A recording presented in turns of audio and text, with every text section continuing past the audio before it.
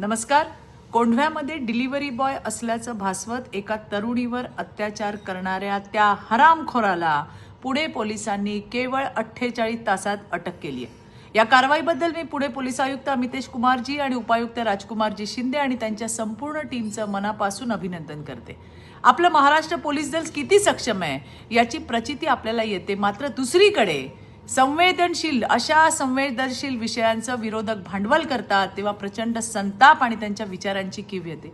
कोंढव्याचं प्रकरण ताजं असतानाच काँग्रेसचे नेते विजय वडेट्टीवार यांनी कुठलीही शहानिशा न करता रायगड जिल्ह्यात एकाच दिवसात 6 बलात्कार झाल्या असल्याची बतावणी मीडियाच्या समोर केली.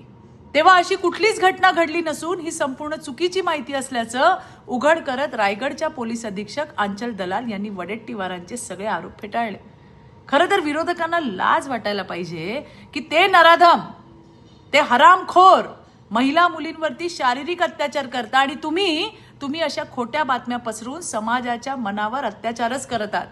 आपण कोण आहोत आणि आपली जबाबदारी काय याचा विसर या वडेट्टीवारांना पडलेला दिसतोय. महाराष्ट्र पोलिसांना त्यांचं काम सोडून अशा उपटसुंबांना स्पष्टीकरण द्यावं लागत आहे. थोडी तरी शरम करा. आधी आपल्या सैन्याबद्दल अविश्वास निर्माण करण्याचा तुम्ही प्रयत्न केला होता आणि आता आपल्या महाराष्ट्र पोलिसांबद्दल. धन्यवाद. जय हिंद, जय महाराष्ट्र.